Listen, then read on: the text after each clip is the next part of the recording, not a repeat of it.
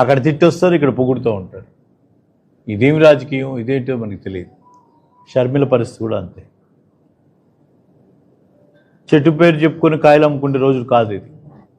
Electronic media పుణ్యమా అని, టీవీల పుణ్యమా అని చెప్పి చదువు లేకపోయినా జరుగుతున్న విషయాలు ప్రతి ఒక్కరికి అర్థమవుతున్నాయి.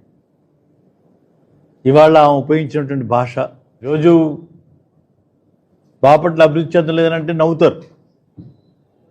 అభివృద్ధికి నిర్వచనం ఏంటని వాళ్ళని అడగాలి. బాపట్ల జిల్లా చేసి ఈరోజు జిల్లా అయిన క్రమంలో ఒక మెడికల్ కాలేజ్ సాధించి ఈరోజు పెద్ద ఎత్తున డెవలప్మెంట్ ప్రోగ్రామ్స్ జరుగుతూ ఉంటాయి. గతంలో ఎన్నడూ ఎప్పుడు మనం చూడని విధంగా ఇక్కడికి వచ్చి డెవలప్మెంట్ గురించి మాట్లాడితే రాజకీయం తెలియనటువంటి వాళ్ళు కూడా నవ్వుకుంటారు కదా. ఆ కనీసం గీత జ్ఞానం లేదు.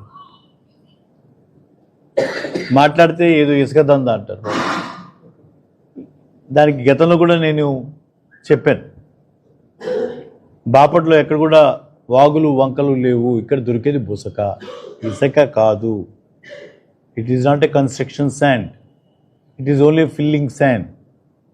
ఆ రిక్వైర్మెంట్ వల్ల కొద్దిగా సడన్గా హైవే థర్డ్ లైన్ రావడం వల్ల కొద్దిగా డిమాండ్ క్రియేట్ అయ్యి ఆ షార్టేజ్ని కొంతమంది ఎన్కాష్ చేసుకుంటున్నారు తప్పించి వేరే ఏం లేదు. దీంట్లో కోట్ల రూపాయలు చేయిపోయే అనేటువంటి మాటలు ఏదో అనాలి కాబట్టి అంటాం, రాజకీయ ఉనికిని కాపాడుకోవడానికి అంటాం, వాళ్ళ మనుగడ కోసం అంటాం, రఘుపతిని ఇంకేమనాలో తెలియక అంటాం తప్పించి ఇంకొకటి కాదు. షర్మిల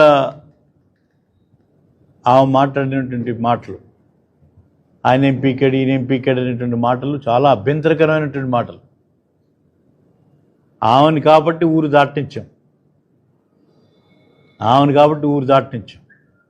అదే ఇంకోళ్ళ నోటి నుంచి వస్తే వేరే రకంగా ఉండేది. ఆ గౌరవాన్ని నిలబెట్టుకోవాలి. అది ఒకసారి మాత్రమే దక్కే గౌరవం, మళ్ళా ఆ ఎక్సెప్షన్స్ ఉండవు. వాటి కూడా దయచేసి ఆ సంస్కారం, ఆ కుటుంబాన్ని చూసి గౌరవంతో విని భరించమే తప్పించి చేతకాక కాదు.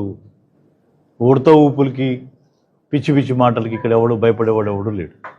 ఈ పెయిడ్ ఆర్టిస్టులు ఎంతమంది వచ్చినా,